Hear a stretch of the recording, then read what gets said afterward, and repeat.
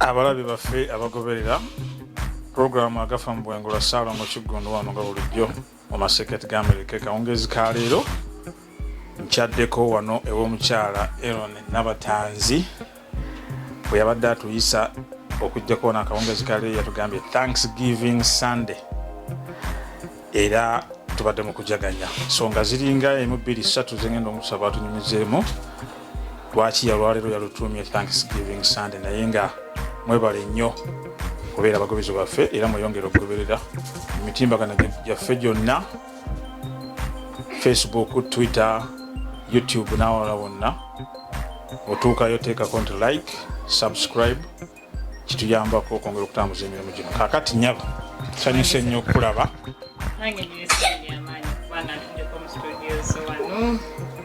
era studio etambudde wayo nejjeewuwo webale nnyo okutukyaza. Kakati nyabo abalaba abagoberera baagala okumanya olwaleero Saalongo ayogera naani erinnya ndyogeddeko naye ngusaba oliddemu. Bannange balamusiza mwenna abali abatulengerera mu bwengula tuli eno mu bbanga studio ya mwami Kiggundu Saalongo etambula wonna kusanze leero ensanze wano ya mannya gange bampita Nabatanzi Aaron Mama Gi abasinga bampita Mama Gi Gi Gideon omukyala musate leero Saalongo nkyaliddeko wano ewaka wempita ewange mu kaseera kano leero kubadde kwebaza Mukama tubaddewo n'ekitambiro kya mmisa Father bazze ne tusaba ennyumba ne bagiwa omukisa yonna kyekitukuŋŋaanyiza wano leero era wansi eyo ebisigiri kye byekola kale ennyabo munnange Thanksgiving Day nga bwe walutumye webala okululambulula n'olunyonyola bw'otyo ssanyu gyereere naffe tuzze tukusanyukirako ate tukuyozaayoza Mukama yeebala okusobozesa okutuuka ku buwanguzi ku kkula lino mu bbanga eritalabika abantu abasinga bangi bwe tujja kuno ku Bulaaya twesanga nga tetusobodde kutuuka ku busobozi bw'otuuseeko ku buwanguzi bw'otuuseeko ekkula eryo gwobasoose n'olunyonyolako n'ogamba nti wooyise wano ewuwo wakonyeko hit era nga bwagambye nti ewuwe ddala nga wuwe omukyalo ono emyaka tenaba nagiweza esukka mu etaano wano mu Bulaaya asobodde okuba kati nga alina waayita ewuwe kitegeeza ki nti yasobodde okugula ennyumba era bwe tutudde kati akawungezi ka leero si kyangu nnyo nga bwe mbadde ŋŋamba nti bangi bwe tujja kuno tujja nga tuzze tukyalinamu ebirowoozo tugenda kuddayo e Uganda tuliwo tunazze kunoonyayo ntandikwa nzirayo nekituleetera obutateekinga steps zino netubeera mu bupangisa kati omukyalo ono okuba nti yasobodde okukola decision ey'amangu mu bbanga erikka wansi w'emyaka 5 n'abanga kati home owner tekirabikalabika era njagala musabe atubuliremu katono ye kiki yasobodde atyo kikola kubanga nze oluvannyuma nja kunnyonnyola lwaki nsuubira nti abalala bakyalemeddwa naye njagala tusooke tuwulire ye yasobodde atya okukikola mu bbanga ettono y'emyaka 5 nyabo kulika kaakati tubuuliremu ekirowoozo kijjawa ekyamangu abantu abasinga batuuka wano asooka kutonka kunoonya kole yakasente kampereze Uganda nguleyo kapuloti kanyambe ku mwana wa jjajjadde ku ssomero kale kituganya ebyo byonna bikolebwa naye kati gwe osobodde otya okikola amangu kuba kati nga olina wooyita ewuwo mu luzungu etugamba nti you are a home owner wano ku America. Sijja gamba nti kyangu oba kizibu naye wamu ngamba oba Katonda oba si kyekintu kye nalowoozaako byonna byoyogedde abyeka ebya Uganda byonna mbikola ate nga mbikolera ddala nze bwe najja wano nga sinaba nakwerowoozaako nasooka kulowooza kuzimba nnyumba ya mama wange mama wange engeri yanzaala nga mwana muto kwegamba nakula ndaba nga nze nina okuimprovinga obulamu bwe so ekintu ekyo kyansindiikirizanga nnyo era bwe natuuka ku America sente ze nasooka okukola kwali kuzimba maka ga mama wange nenzimba ennyumba ya maama teyagwa saagimala naye nagisereka nagikola byonna ngebulamu kasita nalantu ngebulako kasita webweru ne langi munda naye gye naŋŋamba Christmas ekola ki emusanga muli era yagiyingira mbisi nga bagale tulina bwe tuteekako langi nagiyingira n'obubisi bwayo ebisigadde ne mubikolera nange mu kaseera ako emmanya nti maama maze omukutula maze ennyumba ogiggala byonna ayimbudde mwali nange nga kati ekiseera nange nerowoozeeko kuba famire yange omwana wange omwana wange bakyali Uganda kaza moment naye nga nzikiriza Katonda bajja kuntuukako wano tekyantwalira emyezi 2 n'ekitundu nakirowoozaako mu Novemba by January nali nkikutudde sikyangu abantu bagamba ennyumba baginoonyeza emyezi 6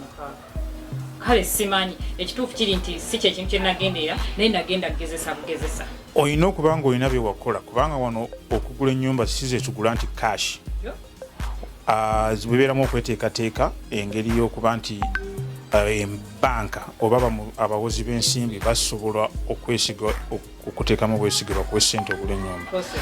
ekyo wakyetegekera otya mu kaseera akatono k'omaze ku America wano kati nze bwe natuuka wano kye nasooka okutegeera abantu be nabeerako nabo baŋŋamba ekigambo credit kintu kikulu najja nze simanyi nti omuntu yeewola njagala nnyo okukolera mu ssente zennina cash fenna wava Uganda nga bacrazy yange banka yange spendinga zennina si spendinga zitali zange ne baŋŋamba wano obulamu kwanguire ekintu kyonna kitambulira ku credit nengenda mu banka nga sirina biru y'amasannyalaze y'amazzi byolina okuwaayo ebiraga nti biri manya gwe babikwere bank manager naŋŋamba tuweeyo akasente kakolenga omusingo ku credit card yo $3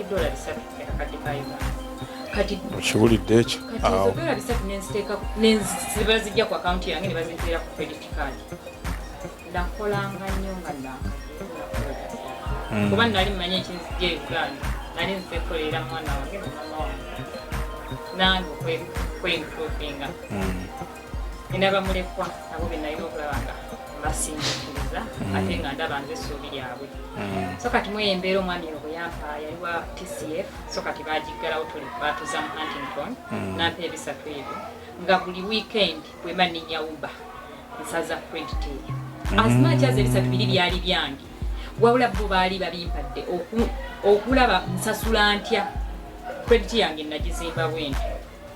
nenzimba credit mu myezi 6 ne banziriza ebisatu byange nga balabye obwesimbu bwe nnina olwonsasula kyensooka okukola credit card giza ku zero nenziramu nengisaza ne banziriza ebisatu byange mu akawunti ne bampa olusambu ku kadi ne bampanga ya lusambu kati awo ne bakuweerera credit card yennyini etali konti ezizikiddwako emabega wa ssente zange bazinzizza kati negenda nga erinnya bwe tunaye nga bulwa erinnya credit score eyambuka okwambuka awo nendyoka nfuna kati bwogenda ku credit union batandika okuweereza cards ne bakusikiriza kati waliwo omuvubuka bamuyita afande Myaka one of the policeman Uganda yanjigiriza ebintu bingi nnyo omusirikale waffe ekibanange mukiwulidde omusirikale waffe mumanyi mwenna Myaka Matovu genda mu maaso Matovu yaŋŋamba nti ye nga yakajja wano yasaza nnyo kaadi nga baba bagenda Uganda asaza busaza agenda okukizula nga bamubanja omutwalo mulamba ekyali kyangu okuvaamu naŋŋamba tusaza kaadi botalina gisaza so kyambikula nnyo obwongo credit yange nzize njizimba bulungi nze sasula minimum balance buli paycheck manya nti nanywedde amafuta galina okuntwala ku mulimu emotoka bagibanja saza credit card naye paycheck eno bwejja erina okujjawo ebbanja liri abantu abamu ekibalema nti ali ezize ze bamusasudde ate n'alya neziri ze bamuwoze so kati Myaka oyo afande Myaka oyo yanjigiriza nnyo nti ziri ssente tolina yazimbuulira era yangerezaako n'okuzifuna naye olwokuba saalina bbewuzi z'amasannyalaze z'amazzi biki nezisobola gifuna paka lwe nagenda oli owa banka nampuulira kye nnina okukola kati Myaka nanjigiriza nti tosaza kaadi bw'otalina gisaza ekyo nenkikwata credit yange negenda ng'ekula kati bwe nfuna ekirowoozo ky'okugula ennyumba omwaka oguwedde mu gwa 11 ne Novemba bwe nafunira ekirowoozo ekyo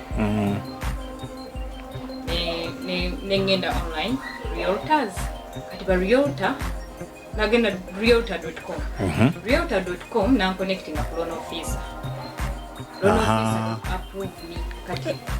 watandikira omuntu yenna ng'otandika okunoonya ennyumba osalawo olina okukwatagana gye bayita loans officer kati realtor nansindikira ba loan officer betukolagana nabo kino ekintu kyalimu katonda omukyala gye yansindika teyanteerawo mbeera kuba wali ebiseera ebisinga bw'oba onoonya ennyumba basooka kubuuza oli mutuuze olina green card nayita mu process yonna nga sirina we bakimbuuzizza mukama katonda nga wama process we bakuteeka ku line abalala baba bakulaba so kati bankubiranga nnyo okumbuuza ffe twagala kuwa ddiiru esinga ffe twagala buli yayogeranga oli mutuuze olina empapula oyo mujjako nasigala ngenda kati mbingagamba nti oli eyankolerako katonda talina weyambuuliza kibuuzo ekyo omukyala yali mu Bulgaria samu meetingako America buli kintu kikolera online sina gwe na meetinga okujjako lyote ya nambuzanga amayumba agenjawo naye ne mu banka sina gwe na meetinga paka lwe nasanga lawyer ne signing ennyumba ne lawyer na meetinga ko lunaku lwenfuna title byonna process ne ba appraiser bonna okujjako ne yajja okuginvestigate okukola report eyo we naye namusinkanako naye baba abantu nga 12 tusese ye twala ebbanga towards Christmas ne ngamba omukyalo oyo nti lizi yange ali mu apartment eggwako mu January weggwako lizi ya wano eba ya mwaka mulamba kati weggwako oba olina okugirenewinga mwaka mulala mulamba tosobola gimenyamu kati omukyalo olina mulago obwangu bwe nalimu tuli mu winter nyumba zise nangamba wengambira nti abadde katonda omukyala bwe namubulira mukama wange kyava ngamba nti mukama wo era ye mukama wa mulamu wange mubuuza mulamu wange nti Ana nanga Ana nakolanga naye kati ate Ana katukola ku mulimu gwe gumu mulamu wa alera abaana be kati omukyala nannyanguyiza obulamu tine mukama wange weyampanga obuzibu nga tayagala nga alwawo okuddamu forms banka zemuweereza yakwatanga essimu ye etali ya office namukuyagamba nino client bwati ero ni yakoze bwati ni bwati nayangu empapula naziweza ku email nakola atya kale kugamba process netambulira myezi 2 gyokka ate Christmas eyo yagikeere yamuko naye nga naye ku mission nti nyingira mu January munange process natuyana naye nze natuuka okukutula ddiiru eno nga sikiriza bantu nina kosi z'osoma ni ownership bu certificate bw'okola oli student kuba ndi student kati n'ekyo nakyo nekyenyigamu awo olina emirimu ebiseera ebisinga ekyo kituleetera okujja kubutakola decision eyo era ku kyempuliddemu ogambye nti ekyokuba nti wava Uganda ng'olabye okula ne maama wo n'olaba nga ekintu ky'okuba n'obeera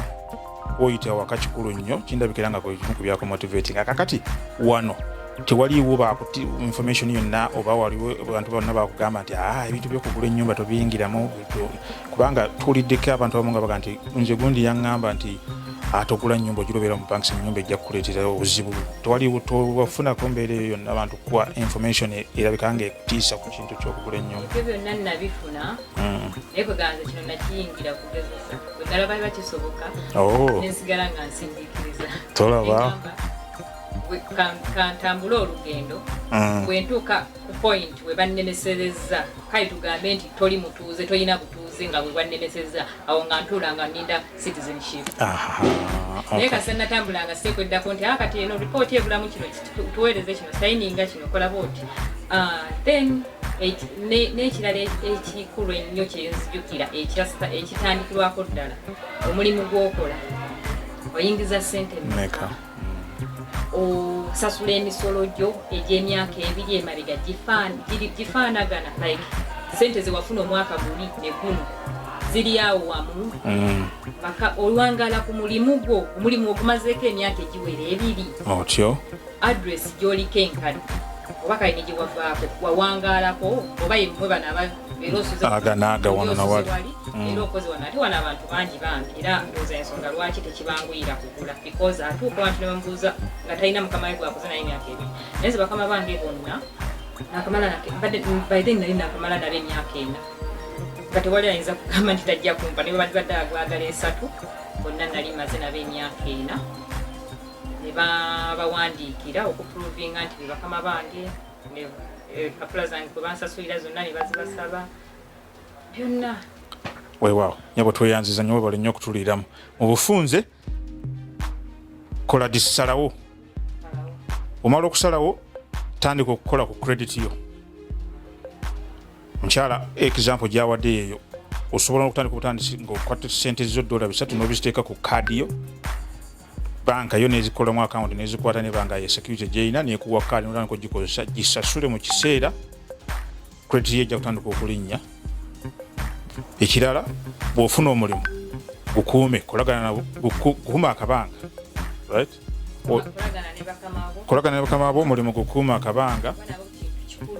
okwogererayo eri nabo bennyini babakubira ne bababuuza ono omuntu agambye mwe mukozesa ali atya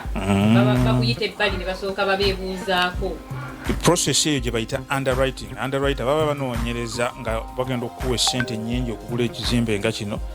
ebimu ku bigendamu byebyo naye nyabo tweyanziza nnyo webale nnyo webalire ddala okutukyaza webale okutunyumizamu ku mboozi oba oli awo n'omulala bangi abaakatuuka bannaffe tulina mu community muno nga beebuuza kisoboka sobola okuva mu bupangisa naye nga ddala kituufu kisoboka singa oba otekinze steps nga Aaron ze yatekinga ate nga ddala kyekikulu ekyokukola obudde bwonna bw'oluuzinga nga oli mu nnyumba empangise sente oba okasukankasuke ngaffe ababasookawo wano twajja tulowooza nti ozze kunoonya ntandikwa ojja kuddayo mangu naye okukakana nga si kyekyo ng'okyaliwo wano so kale tobeeramu kulonzalonza bw'oba osobodde weebuuze kuba Aaron n'abalala abakulembeze mu community osobola okukola decision y'amangu naawe ofune woyite ewuwo akatalekeka nga tuggalawo Aaron ogambye olina akatalekeka mpozi nti nze njagala nnyo community eyo nze benajja wano sayina kugamba nti oba wendira era enkya siriiwo ojja wano bakugamba okugula ennyumba nga tonnamala kusoma tekisoboka osome naye byonna birungi okusoma kwagalwa naye newuwo kuba sente zino zosasula obupangisa zosasula landlord oba oli mumuyamba kusasula mogeji ye olunaku bwe lutuuka liizi yo kyovula bweggwako ng'akufuumuula ye ab'ennyumba yagijjayo mu banka n'agifuna kati gwe okupangisa is helping someone pay their mortgage kati ye omuyamba n'asasula mortgage ye kyovula ye eva akusaba omwezi ogw'omu maaso naye bw'otuuka mu kaseera n'ofuuka landlord sasula mwezi gumaze kwebaka tokiraba obanga zeeyo awo nenjagala nnyo community yawo nenjibeeramu era ntuula ku lukiiko olwe bayita Uganda Community Knowing kukiikirira abavubuka mwenna abali eyo wendi okuneebuuzaako kyenakola naye n'okwebuuza ku bantu abakulu bano mubabeereko nnyo olumu nze nja kugamba ekintu nga sikitegeera bulungi naye bw'otuukira mu misaalo nakusongola nnyo ku bintu bya IT era okugula yeeri tukiraba kati leero ndi musanyufu nti ndi mu kibuga ekise Palatine kinyonyolako abantu ne bakitegeera wakati mu kibuga ddala siri tali mu kyalo era kakati wano ekibuga ekikago kino kitolola ekigoberera olubalama lw'ennyanja olw'okukkirira bwe ruti naye kati wano wetuli ze tuyita north west suburbs ekisaawe ky'ennyonyi ekiri international abantu kwe batuukira kyebiyita Oheya kiri mayiro nga 10 kuva wano budde eri buti omukyalo ono bwe yaguze kati kwegamba nti abali Uganda ntinda kiwaatule kati bw'oba ogeraganya n'okumpi ne Kampala naye ate okuba nti tulinaanye ekisaawe ate kati mubale mu metropolitan ye Entebbe kifo kya bbeeyi tewagulika nnyumba